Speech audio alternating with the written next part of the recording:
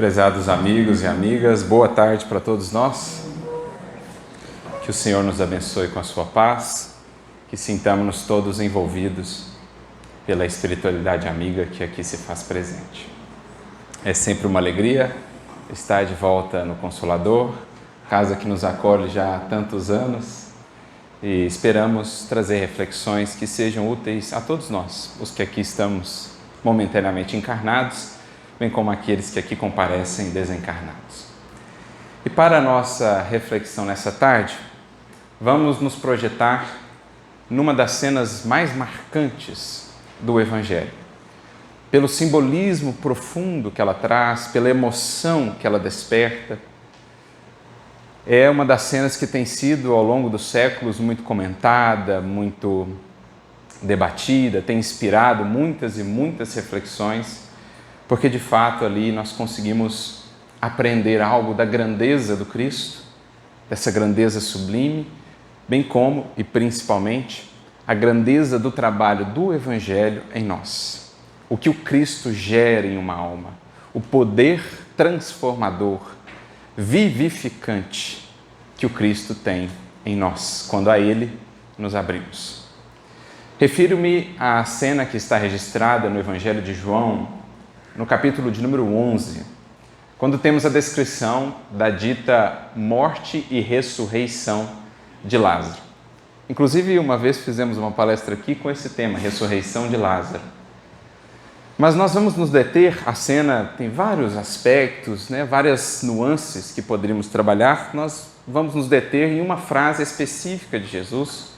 Como nós sabemos, o mestre estava distante, Lázaro, entre aspas, morre, embora fosse uma morte aparente, enviam mensageiros a Jesus para que ele viesse, mas quando ele chega, ele já estava inclusive sepultado, já haviam se passado alguns dias, e as pessoas, os parentes próximos ali se lamentavam, as irmãs de Lázaro vêm até o mestre para falar com ele, olha, já é tarde, ele já está há alguns dias sepultado. E é nesse momento, então, que Jesus ele tem uma série de falas profundas, sublimes, se pudermos aprender o espírito do que ele ali nos diz. E entre essas falas, há uma que nos interessa mais propriamente, que se dá quando Jesus intenta abrir o sepulcro. Pede o mestre aos que ali estavam que removessem a pedra que havia sido colocada defronte o sepulcro. Uma das irmãs de Lázaro então diz, mas Senhor, ele já até cheira mal, porque já se passaram 3, 4 dias do sepultamento. Como nós sabemos, à luz da doutrina espírita, temos aliás um trecho muito interessante no livro Recordações da Mediunidade, logo no capítulo 1, em que o Dr. Bezerra de Menezes, conversando com Ivone Pereira, explica melhor qual era o caso de Lázaro. A desencarnação em si não havia se completado e existiam ainda vínculos com o corpo. Era um processo ali letárgico, algo nesse sentido, e Jesus, com o seu magnetismo sublime, foi capaz então de trazê-lo de volta à vida. O que explicaria até esse mau cheiro, dada a condição dele, e passados alguns dias. Mas Jesus ele já havia dito antes que ele não estava morto, que era uma morte aparente. Ele pede que a pedra fosse removida, a irmã faz essa ponderação, e aí então Jesus responde a ela com uma indagação.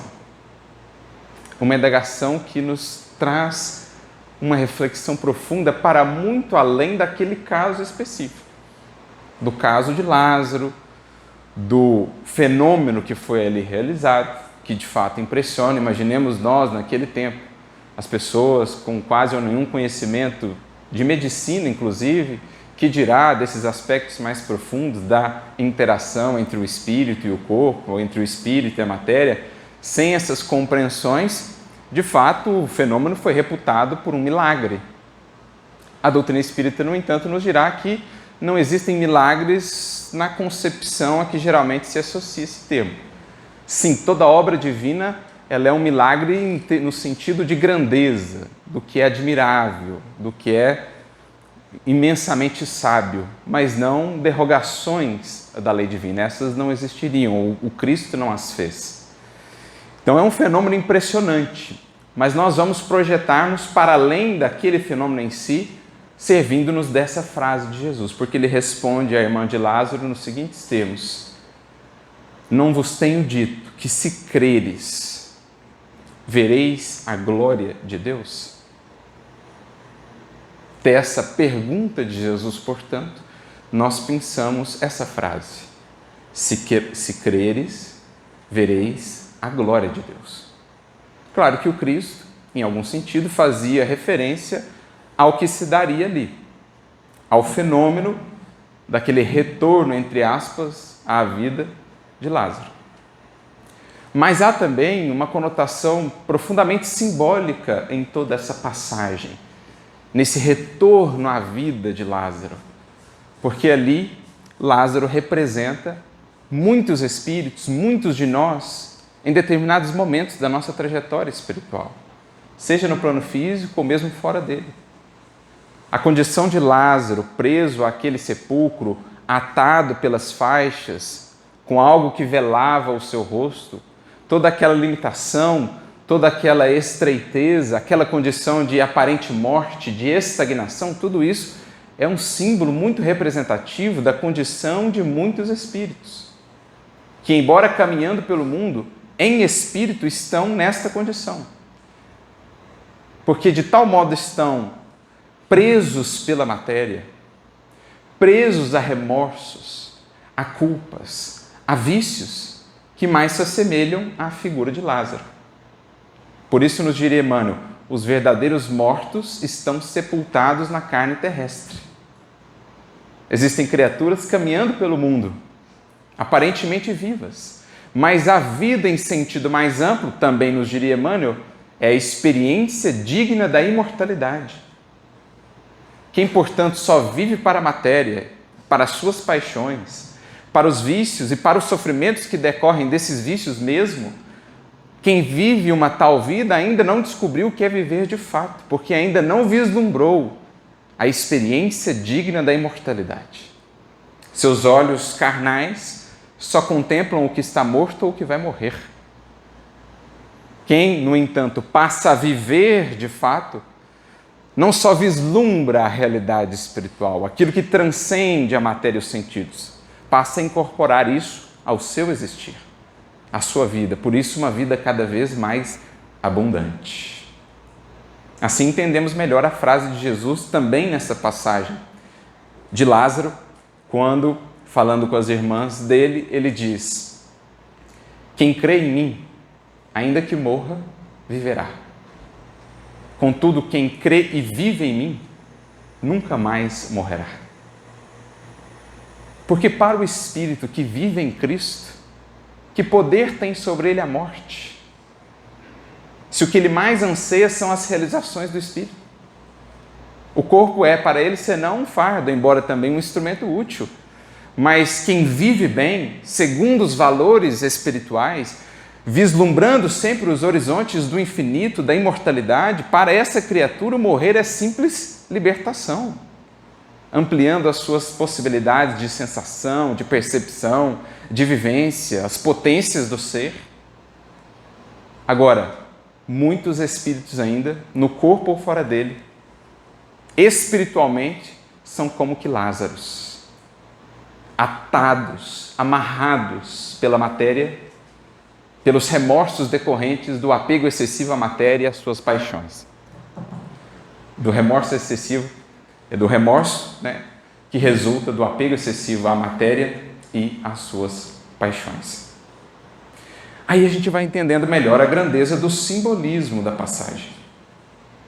Não se trata mais apenas do Lázaro, lá de 2000 anos atrás, o fenômeno magnético, fluídico do Cristo, reconectando aquele espírito, reharmonizando aquele espírito no seu corpo para que ele pudesse voltar à vida. Interessa-nos mais agora o simbolismo do que o Cristo realiza em uma vida. Porque o contato com o Evangelho é um toque de vida. Quem se aproxima do Cristo, quem deixa-se tocar por Ele, quem o toca, tem ali um toque de cura, de refazimento, de recomeço, de renovação, de mais ampliadas perspectivas e experiências de vida. Então, ressignificando essa passagem, já adentrando esse aspecto mais simbólico, nós podemos ir agora para a frase de Jesus que nós destacamos. Se creres, verás a glória de Deus. E para a gente entender melhor essa frase, como ela se vincula ali ao contexto, da passagem de Lázaro, cabe-nos primeiro refletir sobre uma palavrinha que está ali presente e que geralmente nos leva a um entendimento oposto daquilo que Jesus nos quis transmitir. Refiro-me aqui à palavra glória. Quando a gente ouve essa palavra, glória, geralmente, em que pensamos? A que associamos a palavra glória? No contexto do mundo, geralmente a glória estará associada aos triunfos neste mundo.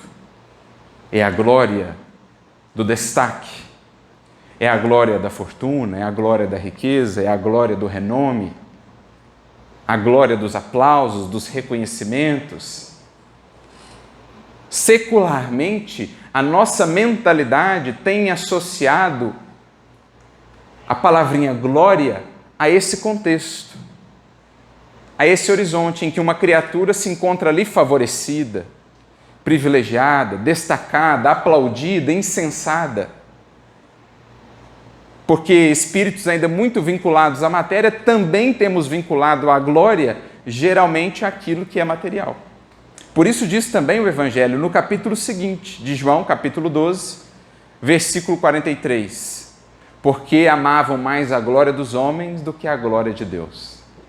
Em fazendo referência a certas personagens, a certas pessoas que haviam tido contato com a mensagem do Cristo, haviam achado essa mensagem belíssima, mas não se confessavam seguidores de Jesus porque temiam perder certos privilégios, certas facilidades, certos favores, certas posições no mundo. Então ficavam ali se ocultando, admiravam profundamente o Cristo, mas não assumiam, porque amavam mais a glória dos homens do que a glória de Deus. A glória que é palpável, que é tangível pelos sentidos, aquela que proporciona conforto, prazer, em detrimento da glória divina, da glória de Deus, que naturalmente em oposição estará relacionada ao Espírito. Portanto, uma glória perene. A glória do mundo passa, fugaz, como sempre tem sido. As glórias do mundo surgem brilhantes, fascinam, iludem, encantam as criaturas para, num curto período de tempo, ou no máximo em alguns anos, se desfazerem como a bruma da manhã ante o sol da verdade. Quantos espíritos não deram tudo a essa glória do mundo para verem ela escapar por entre as suas mãos, ela simplesmente se desfazer em um determinado momento da jornada, quando o Senhor da vida, quando as leis divinas nos chamam a outras experiências. E a criatura que tudo havia dado às glórias do mundo, nota então, descobre então que eram em verdade, como diz a palavra, vãs glórias, a vanglória do mundo. Porque é vã. A palavra vã do latim vem de vanitas, vazio. A vanglória do mundo. Então, é preciso redirecionar aqui o nosso entendimento de glória. Porque poderíamos, numa análise mais superficial, entender que Jesus estava dizendo que a glória divina seria aquele fenômeno retumbante da ressurreição de Lázaro. Claro, tem a ver com isso, mas não no entendimento superficial de achar que essa glória está associada com poderes assim sobrenaturais, com Jesus tendo sido, de alguma maneira, privilegiado por Deus. Não. É uma glória num sentido diferente.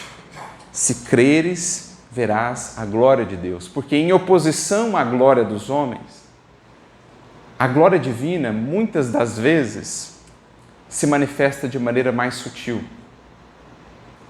de maneira oculta, ou de maneira até aparentemente contraditória. onde menos esperaríamos ver algo que glorifique a Deus, muitas das vezes ali estará justamente o que mais o engrandece. Porque quando falamos de glória divina, glória de Deus, estamos a falar de uma apreensão, de um entendimento mais apurado quanto à grandeza de Deus. Ver a glória de Deus é conseguirmos nos aproximar um pouquinho mais da grandiosidade desse Criador que nos deu a vida, que criou tudo o que há e que estabeleceu leis assim tão sábias e tão perfeitas a reger o destino de todos nós. Não há dúvidas de que a glória divina se manifesta naquilo que é belo e grandioso, que podemos contemplar, por exemplo, na natureza. Já dizia o conhecido Salmo 19, os céus proclamam a glória de Deus e o firmamento anuncia a obra de suas mãos. Olha que magnífico. Quem duvidasse disso, bastaria buscar um recanto mais ermo, à noite, distanciado das luzes da cidade. Busque um local bem escuro, o mais afastado possível de uma cidade ou de qualquer iluminação. Numa noite de céu limpo, e olhe para o céu. É absolutamente encantador. Não há criatura que não seja tomada por uma reverência diante daquilo que contempla numa noite estrelada. Então é o que o Salmo diz, os céus proclamam a glória de Deus e anunciam a grandeza da sua obra. Não há dúvidas disso. Numa flor, no funcionamento da natureza, na perfeição do corpo humano, em todos os seus mecanismos, em tudo aquilo que a gente vai olhando com um olhar mais atento e mais humilde, vamos contemplando essa glória de Deus. Então esse é um aspecto inegável da glória divina. Mas existe uma parcela da glória divina que nós, seres humanos, temos tido dificuldade em enxergar. E é essa parcela que nós gostaríamos de resgatar e de trazer aqui hoje. Porque cremos, era a ênfase que o Mestre queria dar em sua fala. Se creres, verás a glória de Deus. Por quê? Porque justamente, estando até aqui em nossa trajetória muito mais vinculados à matéria do que propriamente às questões do Espírito, amando, portanto, mais as glórias do mundo do que as glórias de Deus, nós projetamos essa visão em relação ao Criador. De modo que, no nosso entendimento, a glória divina em nossa vida só se manifestaria quando a nossa vida estivesse muito bem, quando tudo corresse bem, quando tudo desse certo, quando a gente estivesse alcançando sucesso, quando estivéssemos assim favorecidos pelas possibilidades, então a glória divina estaria sobre nós. Claro que, nessas condições, tudo isso também é concessão divina. Esses recursos recebidos, os favores do mundo, mais recursos monetários, mais possibilidades, mais autoridade, poder, enfim, tudo isso é concessão divina também. Concessões das quais precisaremos prestar conta mais tarde, porque em verdade não nos pertencem. É tudo concessão de Deus para que o Espírito possa bem servir-se daquilo a benefício da coletividade. Então eu me lembro aqui de Jesus diante de Pilatos. Pilatos volta-se para Jesus e fala assim: viu, você não sabe que eu tenho poder para te libertar? Como a dizer assim, eu aqui estou numa condição de mais poder do que você, de mais glória. Jesus volta-se para ele e diz: nenhum poder teria sobre mim se o Pai não tivesse te concedido. Então não vá achando, Pilatos, que esse poder que você tem é seu, que você pode usá-lo a bel prazer. É concessão do Pai, da qual você precisará prestar contas depois. Mas, de um modo geral, a gente associava a glória divina em nossas vidas a isso. Se a vida vai bem, se tudo está caminhando bem, se eu estou tendo êxito, se eu estou tendo sucesso, se eu estou ganhando mais recursos, então a glória divina está sobre mim, manifestando-se em minha vida. Por quê? Eu associo muito a glória divina à glória de Deus. Infelizmente, em algumas interpretações do cristianismo hoje, assim se entende o amparo divino na vida. Só quando a vida vai bem, o amparo divino estaria presente. Se não vai bem é porque, de alguma maneira, Deus não nos está aprovando, enfim. Bastaria pensar na vida do próprio Cristo para contradizer essa visão. Mas existe um outro aspecto dessa glória divina se manifestar numa vida que nós precisamos aprender a enxergar, que temos tido dificuldade de entender. Porque, mencionávamos agora há pouco, Deus estabeleceu leis infinitamente justas, perfeitas, sábias e amorosas. Portanto, tudo aquilo que sucede à criatura está em acordo com essas leis, cumprindo uma finalidade naquela existência, conforme foi a sementeira da criatura. Por isso, a atuação divina em uma vida não se manifestará somente nos momentos de caminho claro e céu azul. O amparo divino em uma vida, a proteção divina, a glória sublime da lei divina que tutela todas as existências também se manifestará na trajetória dos espíritos, muitas das vezes, de maneira aparentemente contrária àquilo que entendemos por glória. No que não dá certo, na derrota, na desilusão, no problema. Porque Deus, diz-nos Emmanuel, não nos envia problemas de que não estejamos necessitados. Vemos no problema um problema, quando Deus vê nele uma solução. E aprender a enxergar isso é também enxergar a glória divina, onde antes não a consideraríamos. É uma glória oculta que só os olhos da fé podem nos ajudar a ver.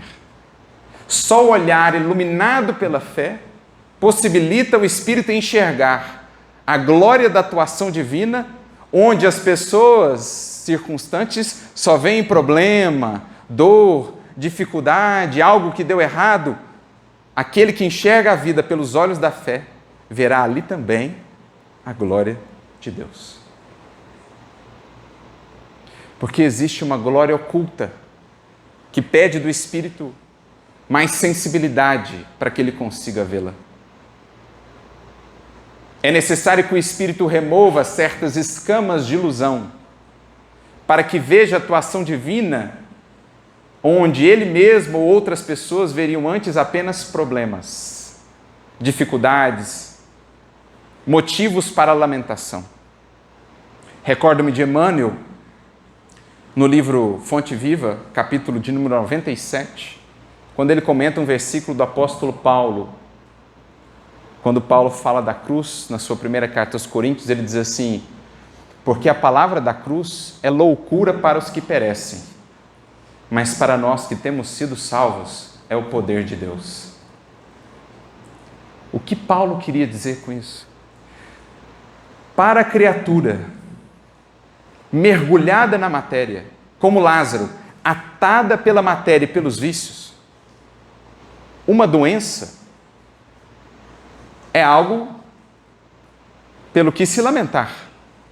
É motivo para ele se revoltar, para ele reclamar.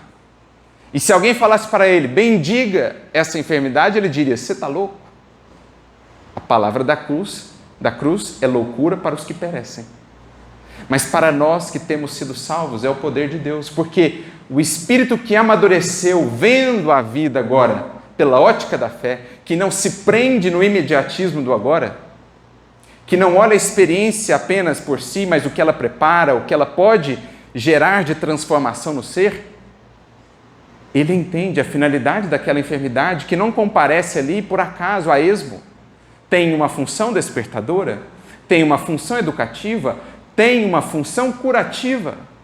Como o Espiritismo nos ensinará, muitas das vezes a enfermidade é a própria cura. Padece o corpo para que o espírito se saneie, amadureça, cresça em virtude, a virtude da confiança, a virtude da paciência, a virtude da humildade. Então, onde o outro via só o motivo para reclamar, e se alguém dissesse para ele que aquilo era motivo para agradecer, ele diria que era uma loucura, aquele que já amadureceu entende que está ali um poder divino que o transforma, que o desperta, que o aperfeiçoa. Por isso, ao comentar essa fala de Paulo, Emmanuel, na mensagem citada, diz: há uma glória oculta na crucificação. Porque não houve nenhuma cena mais bela, do ponto de vista espiritual, na história da humanidade. Não por acaso essa cena inspirou a tantos artistas, a tantos escritores, a tantos comentadores. A cena do Calvário, espiritualmente, é o que de mais belo a humanidade já viu. Não a cruz, o sangue em si, mas o exemplo do Cristo de renúncia integral. Agora, quantos poderão ver isso? Quantos enxergarão a glória oculta da crucificação? Só os que veem pelos olhos da fé. Entende por que Jesus diz: se creres, verás a glória de Deus? Porque quem não desenvolveu essa sensibilidade, essa intuição, essa visão mais ampla que a fé proporciona, não enxergará Deus atuando também nos dias de dor, nos dias de luta, nos dias de desilusão, nos dias de enfermidade. Só aquele que, pela fé, tem enxergado a vida. Por isso, Paulo também diria, na sua epístola, também em carta aos Coríntios, porque nós não andamos por vista, mas por fé. Paulo era daqueles espíritos que caminhava pelo mundo não se servindo apenas dos olhos carnais. Lembrando, Emmanuel, quem vê a vida só pelos olhos carnais apenas enxerga o que está morto ou o que vai morrer. E então, diante da enfermidade, diante da dor, se desespera. Não consegue ver a presença divina, o amparo da espiritualidade do Cristo, o porquê daquela experiência. Quem, no entanto, enxerga pelos olhos da fé, vê não somente o agora, não se detém no imediatismo do mundo, vê além. O que a enfermidade prepara? O que a solidão prepara? O que o problema prepara? Como sairemos depois disso? Se nos deixarmos exercitar por essa experiência, sairemos mais maduros, mais pacientes, mais confiantes, com mais autogoverno, com mais comunhão com o Criador. Essa é a diferença fundamental. Isso nos leva a uma mensagem de Emmanuel que achamos fantástica.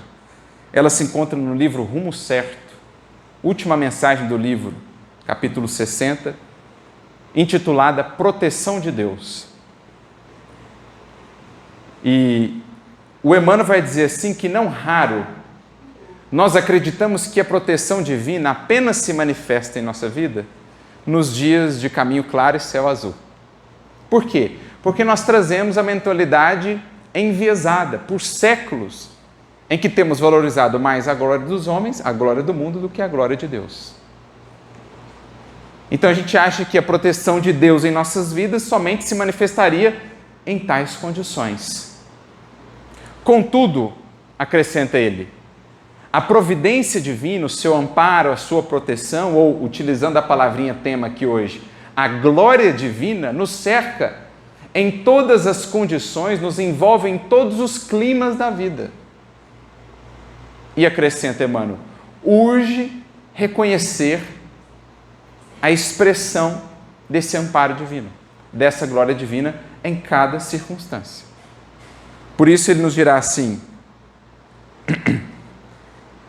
às vezes, o auxílio do Todo Misericordioso tão somente se exprime através das doenças de longo curso ou das dificuldades materiais de extensa duração, preservando-nos contra quedas espirituais em viciação ou loucura.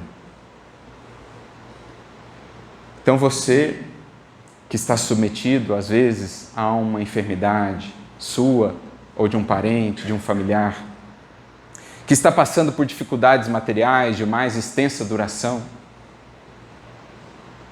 se creres, verás a glória de Deus. Agora, com os teus olhos carnais, com o teu entendimento limitado, nosso entendimento limitado, talvez não possamos vislumbrar todo o alcance da experiência que estamos vivendo. Mas nós sabemos, nossa fé nos dá isso. Tanto a fé baseada no sentimento renovado, como a fé também embasada na racionalidade que o Espiritismo nos propõe, nossa fé nos dá recursos de sobra para consolidar em nós a convicção de que Deus é justo, de que Deus é amor, de que Deus é misericórdia e que tudo aquilo que estejamos a viver atende às expressões das suas sublimes leis. Portanto, aquilo também expressa a glória de Deus junto de nós. Se a gente souber esperar, se a gente souber persistir, se a gente souber enxergar além o que agora nos parece nebuloso, o que agora temos tido dificuldade de entender, temos a certeza, depois iremos agradecer profundamente por tudo isso. A fé nos bastaria para chegarmos a essa compreensão. Mas o alto é tão misericordioso, nosso Pai, nosso Mestre, que nos enviaram também os próprios Espíritos, que por meio dos seus relatos nos atestam que toda dor no mundo, todo problema, toda dificuldade será depois em nós motivo de gratidão. Porque as causas do nosso engrandecimento, do nosso aperfeiçoamento, e não há felicidade mais ampla sem que o Espírito se aperfeiçoe, amadureça, liberte-se das amarras. Porque esse é o grande simbolismo da ressurreição de Lázaro. Aos espíritos presos à matéria, atados com o véu a lhes encobrir a visão, enterrados no sepulcro do egoísmo, do orgulho, da ilusão, a esses espíritos que somos nós, diz o Cristo: Lázaro, sai para fora, desatai-o e deixai-o ir. Esse é o trabalho do Evangelho em nós.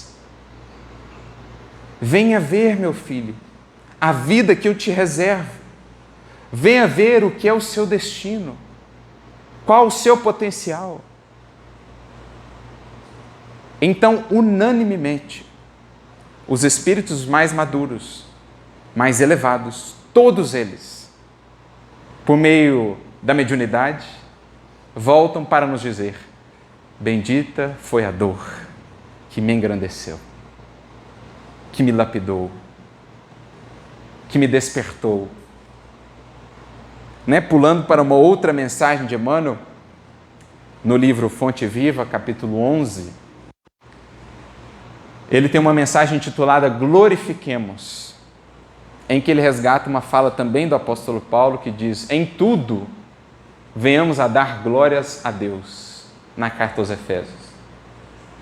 E aí ele usa alguns exemplos.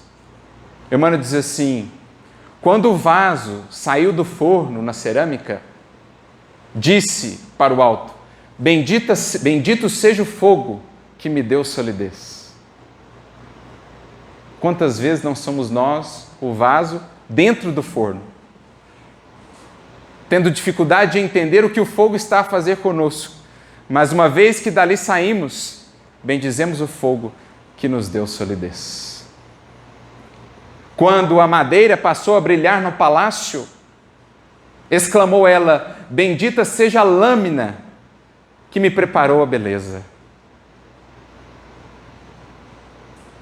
Quando o enfermo enfim se curou, disse ele: bendita seja a dor que me trouxe a lição do equilíbrio. E quando a flor se entreabriu, veludosa e sublime, exclamou: bendita seja a terra escura que me encheu de perfume.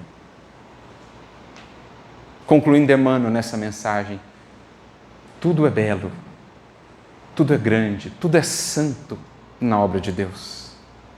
Bendigamos, pois, agradeçamos, pois, a tempestade que renova, o sacrifício que aperfeiçoa, o sofrimento que ilumina, a luta que nos purifica. Porque é isso que o olhar da fé, que a vibração da fé em nosso coração vai nos permitindo alcançar. Se creres, verás a glória de Deus. Verás que aquilo que agora te faz chorar, amanhã te fará sorrir. Verás que aquilo que agora te curva os ombros, o fardo da cruz que carregas, será amanhã a seta que te projetará ao infinito, como no belo simbolismo do próprio Calvário. Porque é o que a compreensão mais madura da vida vai nos fazendo entender, que mais vale chorar em luta por sermos fiéis aos princípios que temos aprendido com Jesus, do que sorrir sobre os narcóticos da ilusão. Frase essa de Emmanuel.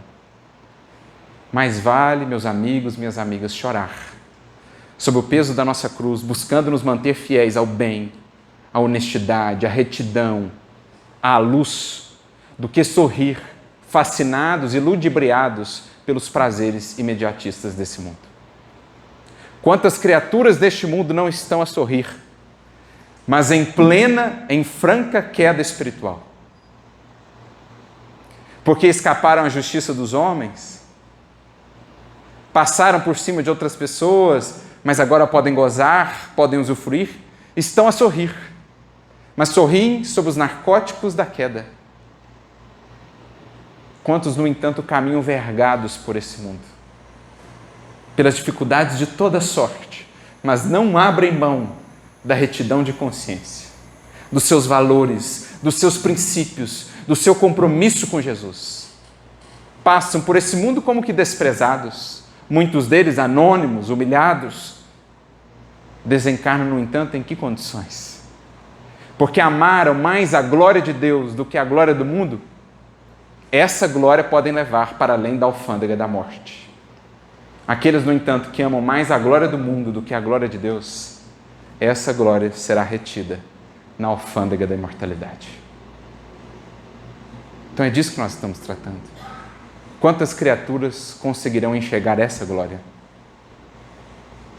A glória divina que não se manifesta no sucesso, no êxito, nas conquistas materiais apenas. A glória divina que se manifesta, às vezes, na solidão, que te leva à maior reflexão, que te leva na desilusão, no abandono de alguém, na experiência difícil, que te impele ao perdão. Por isso, voltando aqui à mensagem sobre a proteção de Deus, Emmanuel continua, né? Ele havia dito que, às vezes, o auxílio divino se manifesta através de doenças de longo curso ou dificuldades materiais, preservando-nos contra quedas espirituais maiores. Noutros ângulos da experiência, manifesta-se pela cassação de certas oportunidades de serviço ou pela supressão de regalias determinadas que estejam funcionando para nós à feição de corredores para a morte prematura. Meus amigos, quantas criaturas aportam, por exemplo, num centro espírita, para nos determos aqui naquilo que nos é mais próximo? A criatura vinha tendo uma vida de muitas conquistas, de muito êxito. Vivia, às vezes, só para o trabalho material e amontoava muitos recursos, ou vivia apenas buscando gozos e prazeres materiais, completamente negligente ou indiferente às buscas do espírito. E aí, o que se dá? Surge o diagnóstico difícil. Parte um ser querido. Acontece uma desilusão, um revés financeiro. A criatura entra em desespero e nessa busca por algo que a possa alentar ou restituir as forças, acaba aportando num centro espírita. Veja o que Emmanuel diz aqui. Supressão de regalias que estavam funcionando à feição de um corredor para a morte prematura. Se a criatura seguisse por aquele caminho que vinha seguindo, naqueles moldes, talvez desencarnaria até antecipadamente. Tais excessos a que se entregaria. Surge a dificuldade e a faz repensar caminhos. Ela vem aqui, tem contato com as realidades do espírito, muda completamente o seu quadro de buscas, de valores. Pergunte a ela então, depois disso, se o que lhe aconteceu foi algo ruim ou em verdade algo bom? Pergunte a ela se ela se lamenta agora daquilo que a fez despertar. Entendem? Então, para ela, a glória divina se manifestou na forma daquele problema, que a trouxe de volta à realidade da vida. Ela que chegaria para somente descobrir a ilusão para além do sepulcro, ela agora tem tempo hábil de retificar caminhos antes de ser chamada à grande viagem. É ou não é a glória divina que proporciona isso ao Espírito? É também amparo, é também proteção de Deus. Proteção de Deus, por isso mesmo, é também o sonho que não se realiza. O sonho que não se realiza, às vezes, é proteção de Deus. É a glória divina na sua vida. Se você se fizer suficientemente humilde, sereno, atento para ouvir, perceberás as lições divinas que decorrem daquela experiência frustrada. Porque se não tinha que ser, se queremos deixar de fato que Deus conduza a nossa vida, que o Cristo conduza a nossa existência, concordam que algumas coisas precisarão dar errado? Porque o que não for conforme os desígnios de Deus para nós precisa dar errado, porque se desse certo, seria desvio.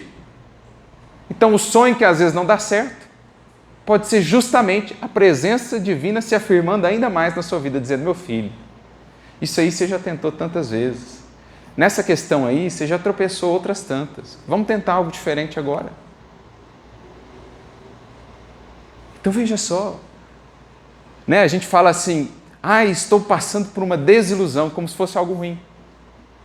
O que é desilusão, gente? Quem se desilude estava o quê? Iludido.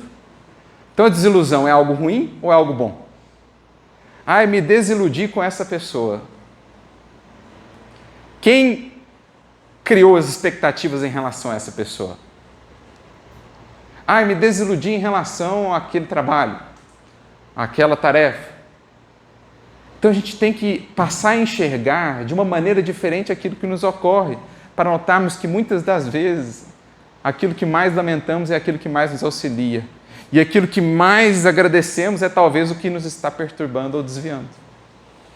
Porque nos entregamos a excessos, nos entregamos ao imediatismo para alcançar gozos mais imediatos, talvez.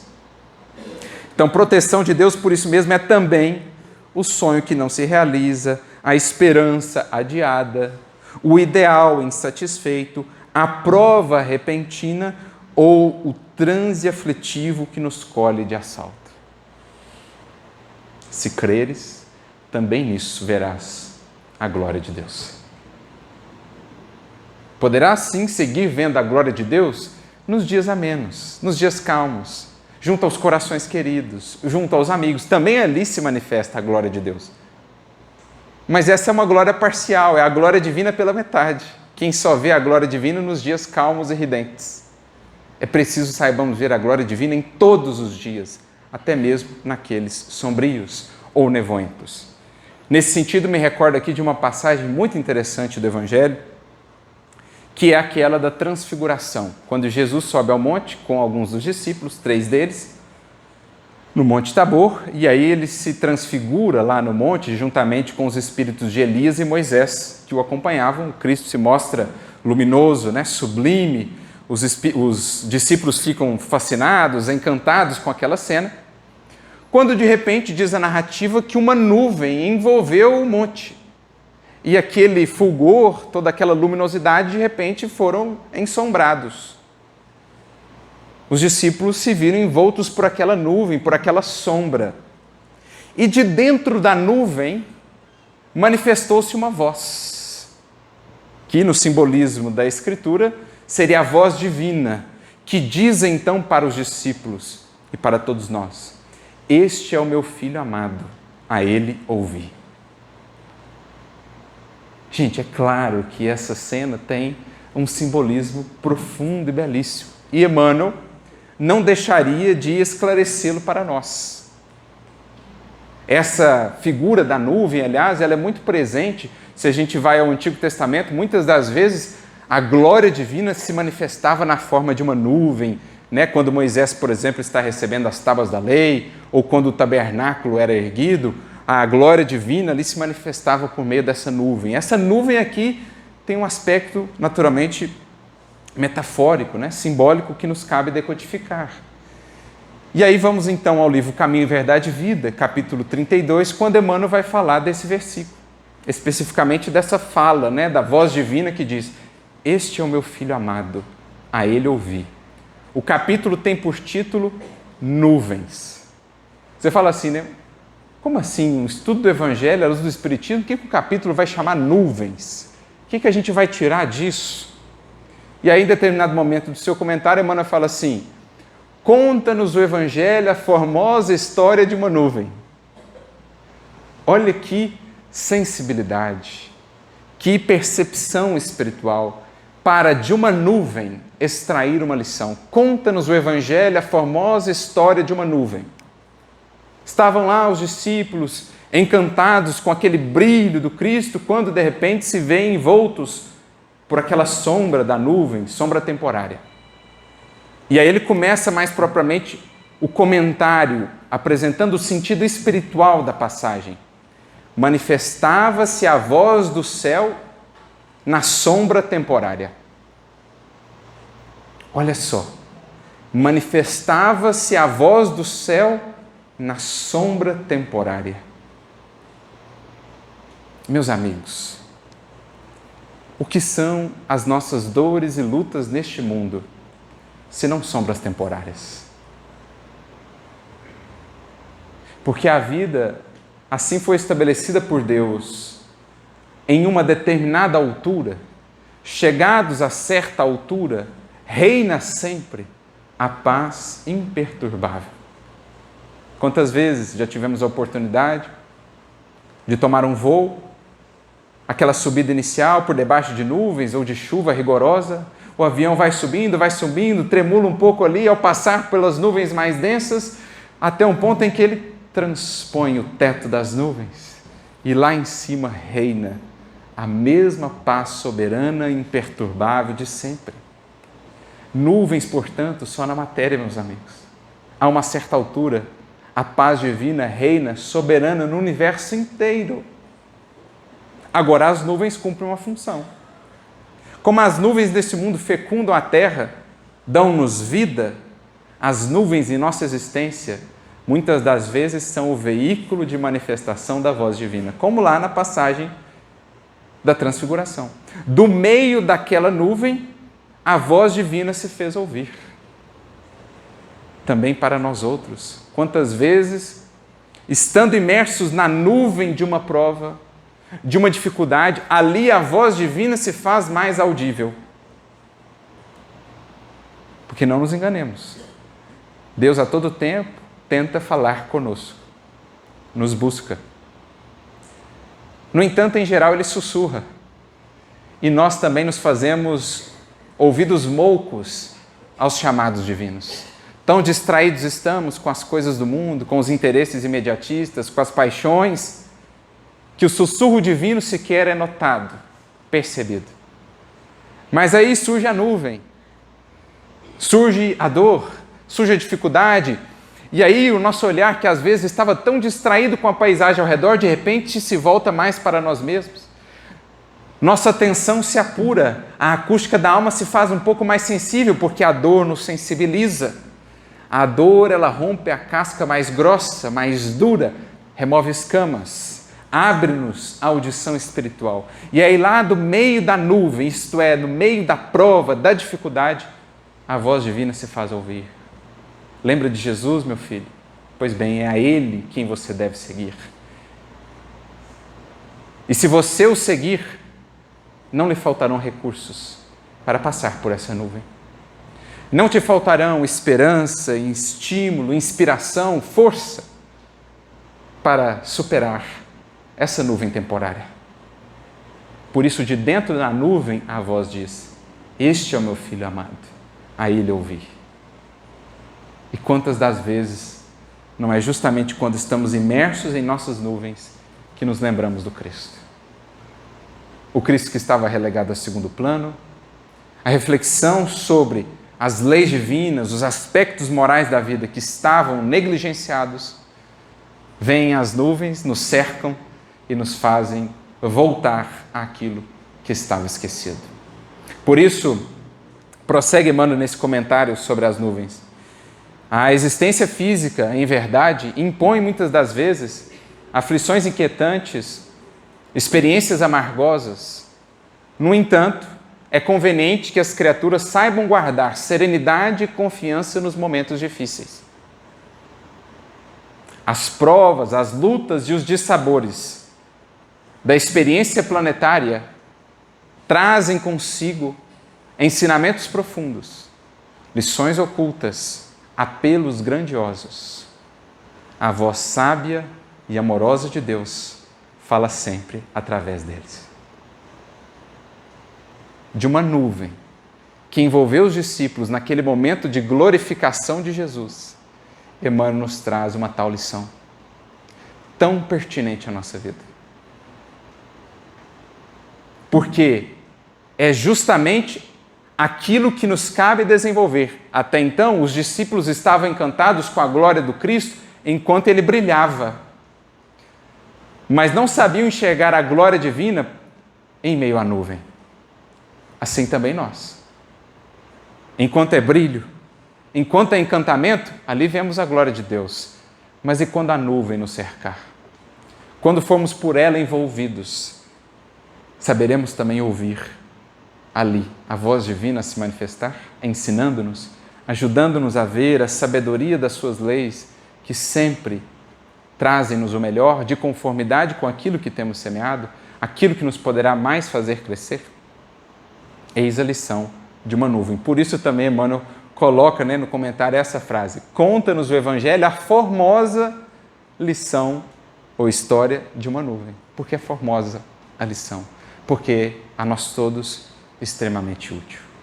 Portanto, meus amigos, lembrando mais uma vez a orientação de Jesus para Marta, para Maria, para Lázaro e, em verdade, para todos nós, Lázaros que temos sido muitas das vezes em nossas experiências na matéria. Se creres, verás a glória de Deus. Se você souber se embasar, se apoiar nessa fé que em nós se engrandece pelo serviço, pela oração, pelo estudo que gera compreensão, se você souber se apoiar nessa fé, esperar nela, enxergar a vida pela ótica que ela te dá,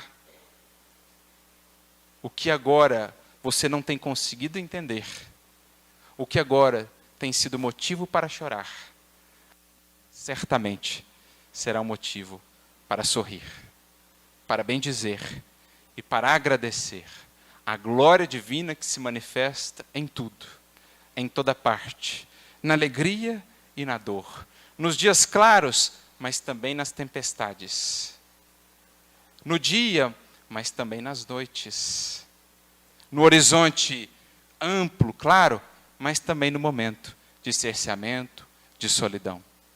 Que saibamos desenvolver em nós tal fé, baseada sobretudo no amor, no sentimento renovado com Cristo, mas também numa razão cada vez mais esclarecida com o Consolador.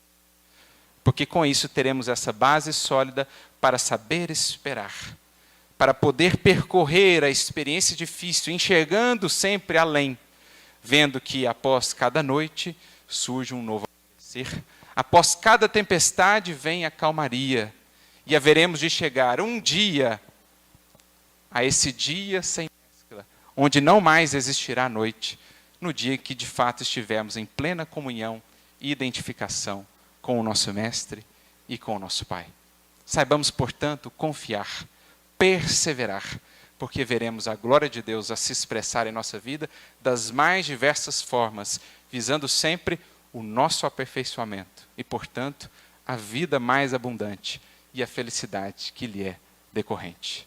É o Cristo a nos dizer, às vezes por meio das dificuldades maiores de nossa vida: Lázaro, sai para fora, venha ver de fato o que é a vida, a grandeza daquilo que te espera e a grandeza de nosso Pai. a todos muita luz e muita paz, que saibamos perseverar para ver a glória de Deus sempre a nos sustentar em direção à nossa própria glorificação um dia nos altiplanos celestes. Muita paz a todos.